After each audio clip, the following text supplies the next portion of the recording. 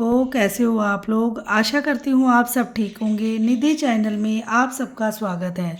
और आज मैं आपको रविवार की व्रत कथा के नियम और कथा सुनाऊंगी।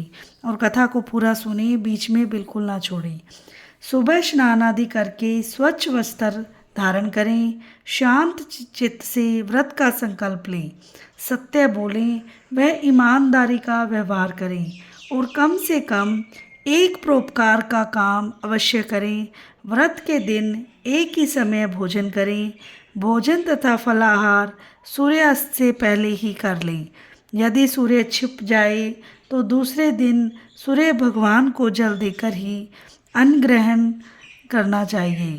व्रत की समाप्ति से पूर्व रविवार की कथा अवश्य कहें, सुनें या पढ़ें।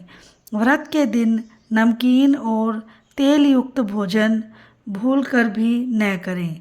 मतलब नमक और तेल वाला भोजन नहीं खाना चाहिए। तो कथा शुरू करते हैं और कथा को बीच में बिल्कुल ना छोड़ें। अत्यंत प्राचीन समय की बात है। एक नगर में एक बुढ़िया रहती थी। वे प्रत्येक रविवार को सूर्य भगवान का व्रत रखती थी। उसका नियम था कि वह ब्रह्म मुहूर्त में उठकर शौच स्नान आदि से निवृत्त होकर पड़ोसिन की गाय के गोबर से घर को लीपकर शुद्ध और सात्विक भाव से भोजन बनाती थी। तीसरे पहर सूर्य भगवान को भोग लगाकर स्वयं शेष भोजन को भगवान का प्रसाद समझकर विनम्र भाव से ग्रहण करती थी।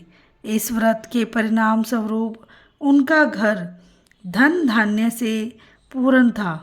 वह सभी प्रकार से सुखी और संतुष्ट थी।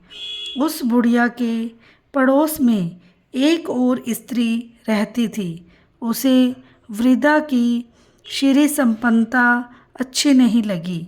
इसीलिए उसने रविवार के दिन वृद्ध के उठने से पहले अपनी गाय का गोबर उठाकर अंदर रख लिया। आसपास कोई और गाय नहीं थी। फलत बुढ़िया घर लीप न सकी, भोजन बना न सकी, भगवान को भोग लगा नहीं सकी। इसीलिए भूखी प्यासी सो गई। अंतर्यामी भगवान ने अनजान बनते हुए वृद्धा से भोग न लगाने और प्रसाद न पाने का रहस्य पूछा। गाय का गोबर न मिलना जब वृद्धा ने कारण बताया तो भगवान ने कहा, भक्तिन, तुम क्योंकि सच्चे मन से निष्काम भाव से मेरा व्रत रखती हो, इसीलिए मैं तुमसे बहुत ज़्यादा प्रसन्न हूँ। मैं तुम्हें एक ऐसी गाय देता हूँ जो तुम्हारी सभी कामनाओं की पूर्ति करेगी।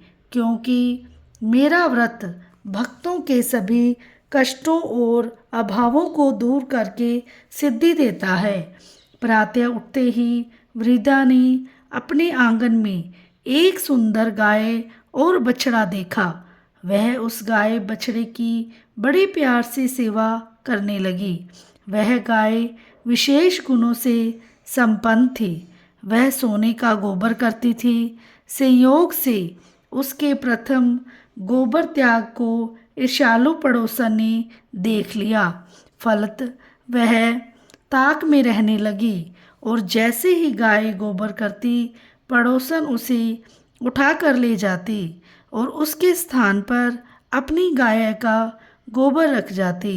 सूर्य भगवान ने वृद्धा की रक्षा करने का एक उपाय निकाला। शाम के समय बड़ी जोर की आंधी चली। वृद्धा को गाय घर में ही बांध कर सोना पड़ा। सुबह उठने पर गाय के नीचे सोने का गोबर देखा तो उसे उसकी विशेषता का ज्ञान हो गया। अब वह शाम को गाय को घर में ही बांधने लगी। ईर्ष्यालु पड़ोसन ने इस प्रकार जब अपने को सोने से वंचित होता देखा तो उसने राजा दरबार में जाकर राजा को सुनाया कि मेरी पड़ोसन की गाय सोने का गोबर देती है, वह तो आपकी गौशाला में रहनी चाहिए। राजा को बात जंच गई। उसने तत्काल सिपाहियों को भेज कर गाय खुलवा मंगाई। वृद्धा के रोने धोने का राज कर्मचारियों पर कोई असर न हुआ। वह शनिवार की शाम थी। दूसरे दिन रविवार था। वृद्धा गाय के वियोग और गोबर के अभाव के कारण उस दिन घर आंगन न तो लीप सकी, न ही भोजन बना सकी और न ही सूर्य भगवान का भोग लगा सकी। दयालु भगवान को वृद्धा पर दया आ गई। उन्होंने राजा की गौशाला को गोबर से ऐसा भरा कि राजा की नाक में दम हो गया और उन्होंने राजा को स्वप्न में आदेश दिया कि या तो प्रातः होते ही वृद्धा की गाय उसके पास भिजवा दे, अन्यथा तुझको और तेरे राज्य को नष्ट भ्रष्ट कर दूंगा। सुबह होते ही राजा ने सम्मान गाय वृद्धा के पास भेज दी और राज्य में घोषणा करा दी कि जो कोई भी सूर्य भगवान की भक्ति वृद्धा को किसी भी प्रकार से सताएगा उसको कठोर दंड दिया जाएगा। दूसरे आदेश में उसने प्रजा को प्रत्येक रविवार को सूर्य भगवान का व्रत रखने का हुक्म दिया। व्रत के सुपरिणाम स्वरूप राजा और प्रजा की समस्त मनोकामनाएं पूरी हो गई और प्रजा तथा राजा आनंद के साथ भगवान की कृपा का बखान करते हुए दीर्घ काल तक सुखी और संतुष्ट रहकर स्वर्गलोक को सिधार गए। हे सूर्य भगवान, जैसे राजा और बूढ़ी माई और पूरे नगर पर आपने अपनी कृपा बनाए रखी, वैसे हम सब पर भी अपनी कृपा बनाए रखना। कहानी कहने वाले, सुनने वाले और सुनाने वाले पर और आप सब पर मेहर करना। बोलो सूर्य भगवान की जय हो।